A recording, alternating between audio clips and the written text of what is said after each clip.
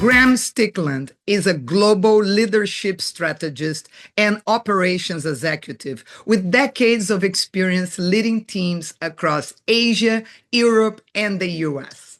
On his new book, Contact, Graham discusses management strategies for a human-centered framework, building trust, strengthening communication, and improving team performance. Graham, be very welcome to our show. Thank you very much. Thank you very much indeed, Lisa. It's great to be here.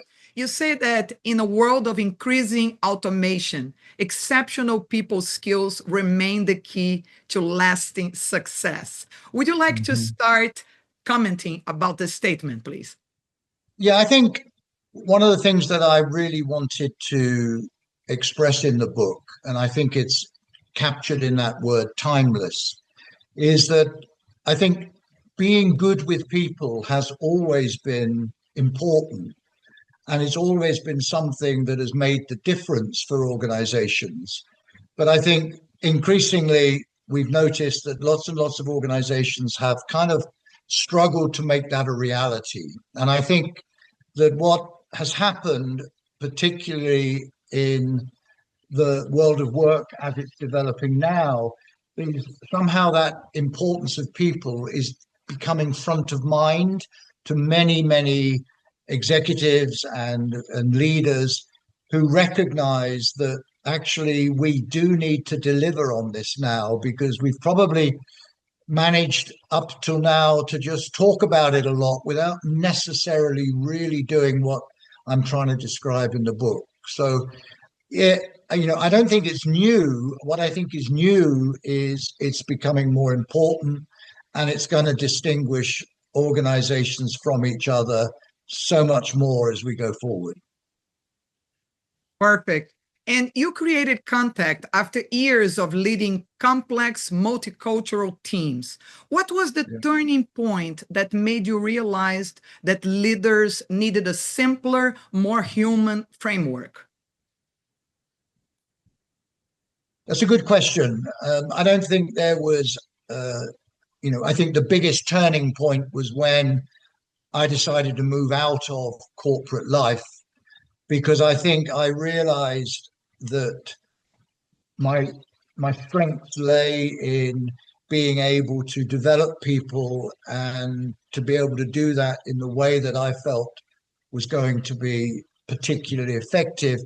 And I felt somehow limited in corporate life from doing that. And I think setting out and deciding to set up the business was an exciting moment, because it was an opportunity to start to create something that reflected what I felt was important, and to give me the freedom to do that. Now, please walk us a little bit through Contact. Why does each of the 4 sections of the book matter in the day-to-day reality of managing people? Okay, yeah, and again, that's a really, I think, good question, because I thought a lot about how to structure the book and so on. The first part of the book is about the importance to take focus off ourselves and focus on other people. I think the most effective managers are managers who can prioritize what others need, rather than be focused on what they believe they're good at or what they want to achieve themselves. I think so many managers have been recruited on the basis of their individual capability, and that's often been at the expense of other people rather than in support of other people. And I really wanted to send a message that if you're thinking about effective management, you really need to be thinking about other people and making it about others and not about yourself. So I think the first part was to kind of put on the table that really important element, which I think distinguishes, it always has done, but I think more so is distinguishing the kind of managers that are going to be successful in the future from those that will not. So the first part was about making it about other people. And then if you make it about other people, you need to be able to build relationships. You need to be able to connect with people. You need to be able to have conversations that build trust, that make people feel safe and valued, and to actually build relationships that allow people to be themselves. So there's then a next part of the book about, seeing people as individuals, getting to know people and building relationships, because that is so, so important if you're going to truly enable people to give their best. So I guess the first part talks about taking the focus off yourself, being less individualistic and more focused on others. The second bit takes that a bit further around the skills to build relationships.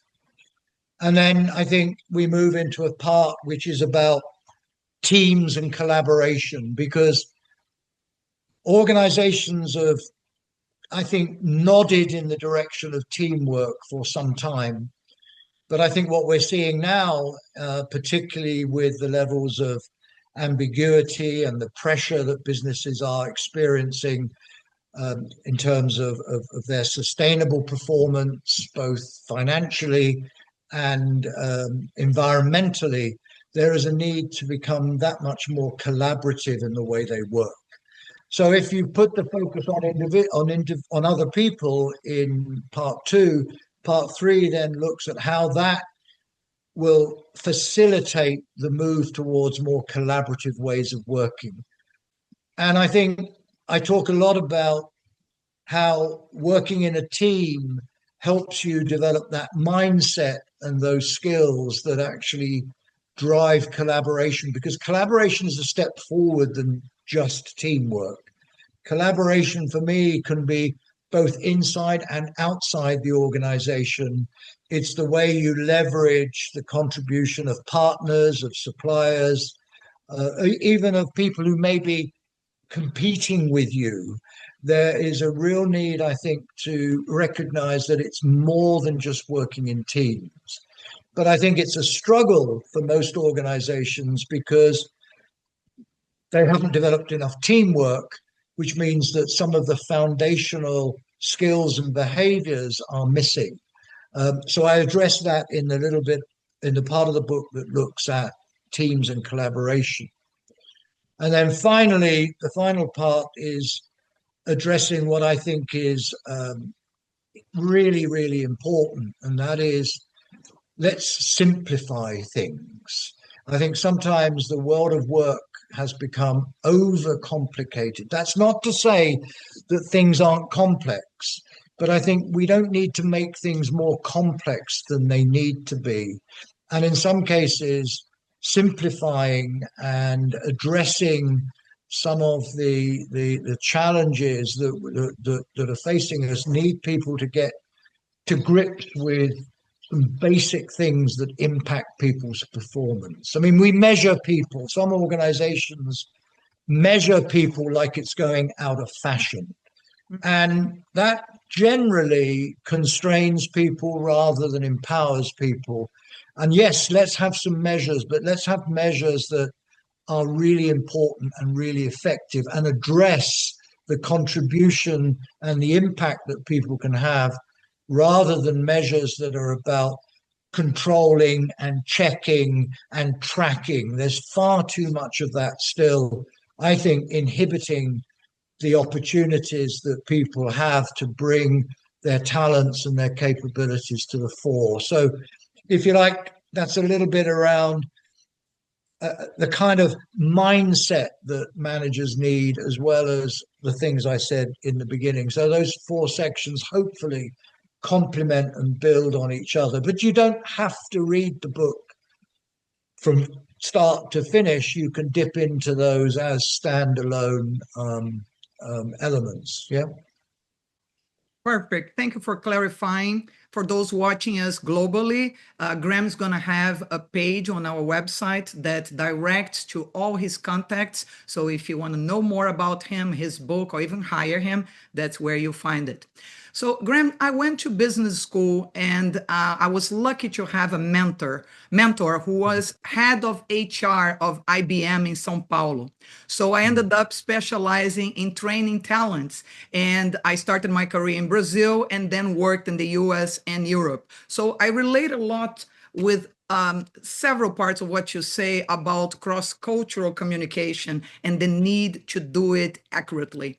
Sometimes the same training, in my experience, I had this feeling that for it was the same training for the same company offered in two different countries, and they had Hmm. completely different challenges and even Yeah, results. So, as yeah, an expert, you've worked across multiple continents. What is yeah. a cross cultural insight that you think permanently changed the way you communicate as a leader? The way I communicate or the way they needed to communicate, because I think they're two slightly separate things there. I can give you examples of where I think I've helped leaders communicate more effectively with each other. If that is, I think, probably more the direction you're looking at. Yes. And it's linked to one of the kind of issues that lots of organizations grapple with, and that is this thorny question of sharing feedback, or typically what they describe as giving or receiving feedback. I prefer to use the word sharing because that's the kind of motivation or kind of motive that I want to capture. But I can share with you a very interesting story that happened there in New York. I was working with an executive team of one of the world's leading luxury brands, part of the LVMH group. And it was interesting because the team was literally 45% French, 50% American, and one other European. So there was this American and French split between within the executive team. And it was very interesting because the conversation was really getting quite um, um, um, conflictual in so many ways. I think there was assumptions being made and criticisms being offered. The French were seen as far too negative and focusing on, and the Americans were seen as far too positive and focusing on what people do well. And I think, just being able to create within that team um, a moment where people were opening up about their experiences, both as French people in the United States and as American people working with French people, moved that team forward enormously because it was a conversation they'd never really had before. And you notice that, you know, the classic stereotype that, the Americans wanted to get on with it and the French people wanted to debate it. And we could see the merit in both. And I think at the end of that particular conversation, a number of bridges were built about, okay, how do we move this forward in our organization in a way that brings people together around a common understanding rather than perpetuates a kind of a set of cultural assumptions which were not really helping us land on an implementation plan. I don't know if that resonates with you, but it was a moment of a lot of amusement, quite a bit of frustration. But I think having that conversation really helped them think through the best way to bring this to the organization as a whole. Marvelous. And it leads me to the next question. When we know you're coming, sometimes we send to our executives in our mailing list, actually. It works Mm, much better than social media. It's more directed to the real people that will benefit from the mm. content and can actually read your book. And people always ask about feedback or what you're calling sharing. Yeah, they do. Right. Yeah. So I would love your take, especially in these cross-cultural situations, because a lot of our audience has moved from their original countries to another one for better opportunities. But with that, other than all the normal organizational problems, they have to deal with language, with culture. So it's the Yeah, culture of maybe a new company with the yeah, culture of the place. So I yeah. would love your take on sharing or feedback. Why is it one of the most emotionally charged parts of leadership? And how can your book Contact try to show some techniques to make it easier for managers? Yeah. Again, I think an interesting question because I think if I'm honest, globally, as you said, Lisa, there are lots of organizations wanting to increase the level of feedback, but finding it difficult. And I think part of the problem is that I think, and I talk about this in the book, we need to get a different focus. We need to start talking about great conversations. You know, the minute I say to you, hey, Lisa, I've got some feedback for you, there is the likelihood that you're immediately going to be that little bit, oh, right, a little bit defensive, that little bit wary. What have I done? What's going to happen? And I really think the labeling and the techniques have got in the way rather than facilitated what I think needs to happen, and that is great conversations. We have great conversations at any time. You can sit next to someone on a flight, you can bump into somebody, in a cafe, and actually, you can. I'm sure we've all had experiences of conversations developing that have been helpful, enjoyable, challenging, stimulating, and we've gone home and we've actually thought, I really enjoyed that. That was really helpful. It made me think. I really appreciated that moment. And it happens kind of spontaneously. And somehow in organizations, we've lost that. We've overstructured it. We've given it labels. We've distinguished a feedback conversation from a development conversation, from a career conversation, from a well-being conversation. And all of that, for me, has just become a minefield. And if you're doing it in a foreign language and you've got consultants talking about this model and that model, it's not surprising you think this is far too difficult. I want us to rethink the whole way in which people make time for conversations. And one thing we've got to do is stop labeling. Another thing we've got to do is to be able to have these conversations on an impromptu basis, but also on a planned basis, but for them to be natural, for us to be ourselves, for not worrying about the structure or not worrying about, I should have started with this, but all of the things that get in the way. And I think the more we focus on great conversations, the more we lose this kind of hierarchical mindset that also is a huge barrier to feedback. Brilliant. In so many organizations, feedback is connected to it's what managers do, it's not what employees do. Well, why not? Let's get rid of that and start to get people connecting through conversations more.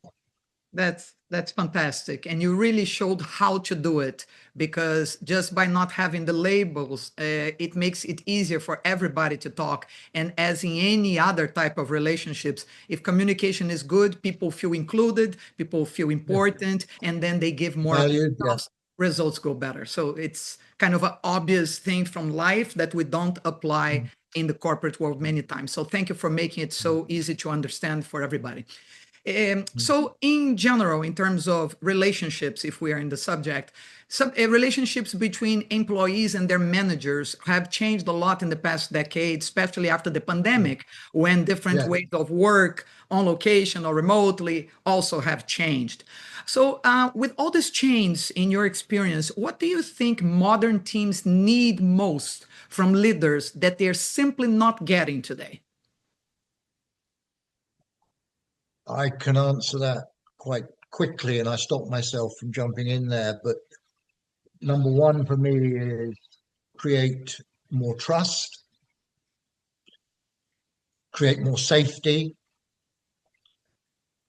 start to treat people as individuals and not as resources, and provide people with opportunities and model a willingness for transparent, open conversations where, people are willing to put the fish on the table, to say that difficult thing that often frees up the system if we can actually talk that through. But in order to do that, people have got to be trusted, and they've got to feel that they're in a safe environment. And I think the one thing that the pandemic absolutely forced a lot of managers to do, whether they wanted to or not, is they had to trust their people, because they couldn't control them, they couldn't supervise them.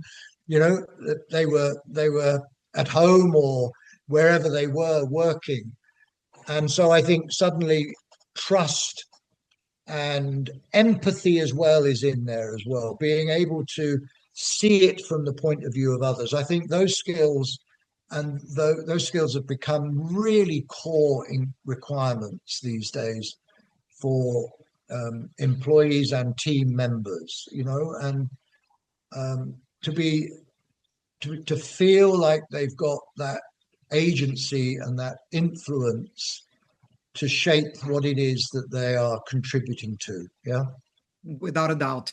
And Graham, would you say that Contact is a book more focused on management only, or you think that employees who are in high positions and they want to keep going well, they could benefit from reading this and being on the other side, understand better these conversations, or even propose some change in the organization? Have you ever had this experiences from people who were employees and they thought that this could work the other way around?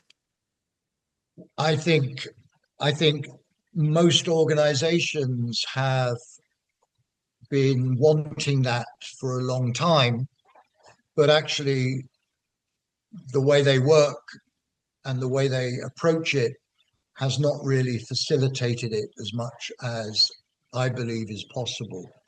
And I'm not an advocate of chaos. I'm not an advocate of free for all.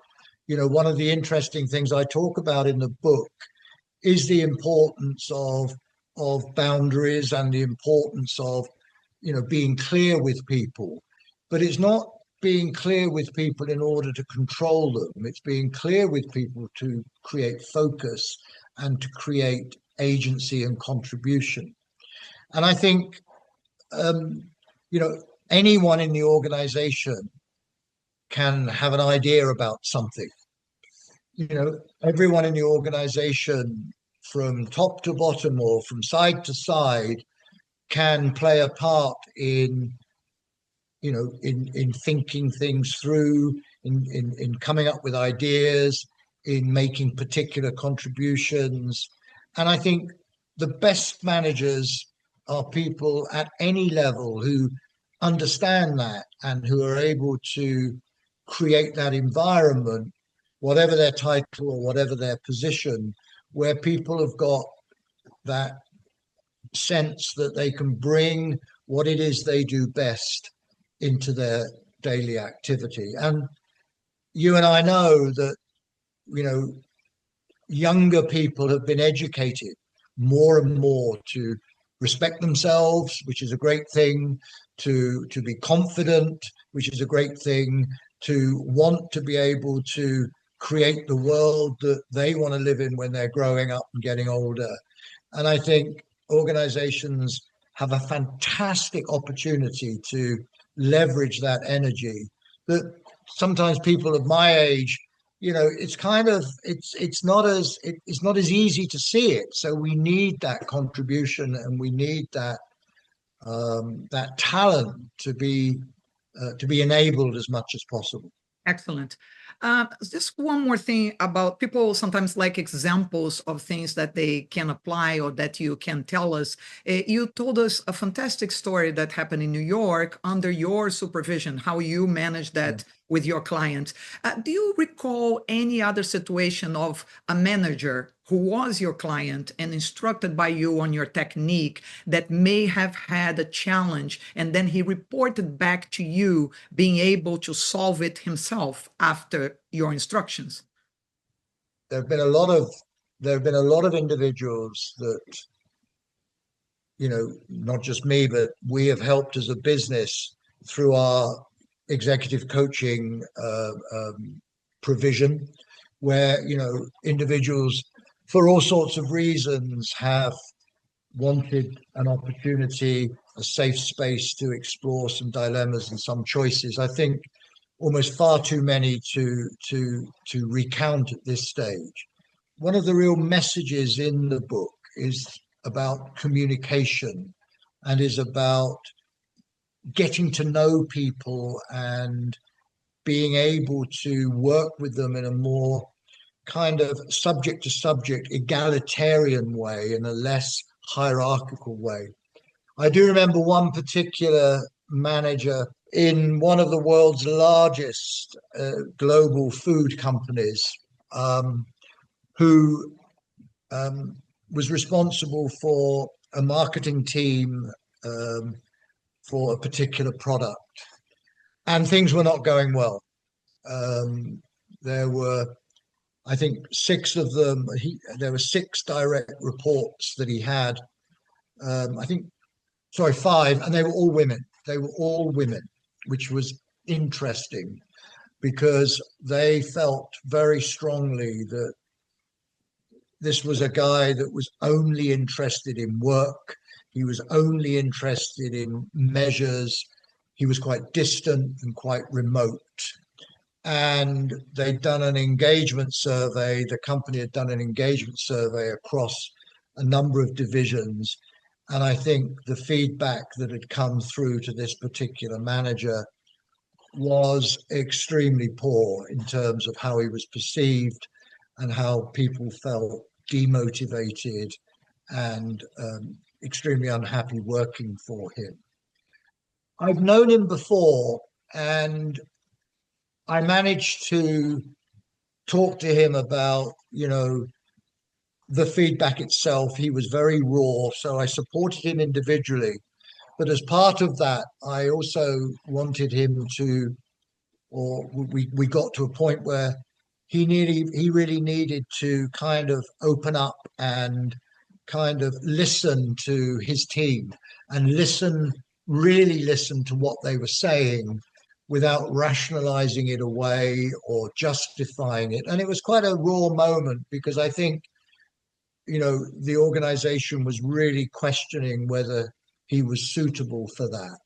But I think through an approach that was not judgmental, that got him to look at kind of what was being said, how he felt about it. And I think what I perhaps did that others didn't do was allow him or encourage him or create an opportunity for him to open up about how he actually felt about it. And that was a moment I can remember close very well. And having done that, he began to realize that he needed to build some bridges and he needed to take that risk a little bit more with his direct reports. And we had a session in Paris which really turned a corner. And I think, like a lot of things, it's not about techniques, it's not about tools, it's about the authentic and transparent way of interacting with people that makes such a difference. I don't think this guy had ever disclosed anything like that before at work. And I'll be honest, it was touch and go, but it really made a significant impact of him simply sharing what he found difficult, why he found difficult, and how he felt about the feedback that had happened. And he acknowledged and could see that what they were talking about, was real for them, and he needed to listen to that. We just received a question from other parts of our audience they Yeah. understand that you deal with like bigger companies, but there are small entrepreneurs and medium and small that were Yeah. curious about what they can learn from your book, even if in a small scale. Communication was very clear, and the importance of engaging the employees, all that was very clear. But they would like to know, if they read your entire book, you said it's the four sections, they could go to one or two, but if they go through the whole thing, somebody who does not have a consultant available right now, they would read your book and try to apply it themselves. What do you think is the most transformative contact behavior, let's call it, that readers could start practicing right now after reading your books, if they are a small manager? I think it's interesting that you talked about more entrepreneurial kind of businesses. Maybe you're talking about the startup that's growing. We do work, and we've done quite a lot of work with businesses that are scaling up. And what's interesting is, as businesses scale up, what becomes really important is you need some kind of management. Yeah. So businesses start small, people are kind of quite equal with each other. There's lots to do. It's very exciting. The business then grows, it gets more clients, more customers, it's making more products, and you need managers. And I think one of the really important things, one of the really crucial things, is to select the right people for that. And that links a little bit with what I said earlier. So many organizations are still choosing inappropriate people for management positions. So I think listening, understanding what people need, but also alongside that, making sure that the people that you are kind of wanting to manage the business and move it forward have the right skill set. And it's not their technical skill set, it's their skill set with people. And it's not absolute, it's not one or the other, but the balance needs to be right. And I think as well, um, you know, the ability to listen and allow others space to problem solve, suggest, come up with ideas is so important, because people, I think, are capable of so much more than sometimes they're allowed to do or asked to do. So I don't think it's anything magical, but if you're listening to this and you're growing a business, let's make sure that you're bringing people with you, you're listening and using and listening to their feedback. And at the same time, that if you get to the point where you need to appoint managers, think hard about who are the people who naturally are good with others and show that interest in bringing others along, rather than the guys or girls who are excelling in this area or excelling in that area. Yeah.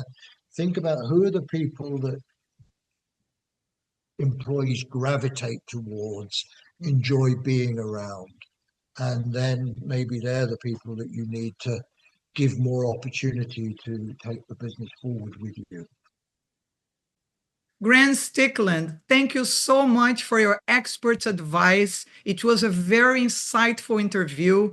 Thank you so much for your presence in our show tonight. Thank you, Lisa. It's been enjoyable talking to you, and you asked me some very good questions there, which made me think, which is always good. So that's a great conversation, and I appreciate that, and it's made me think as well. So thanks very much for your time and for your contribution.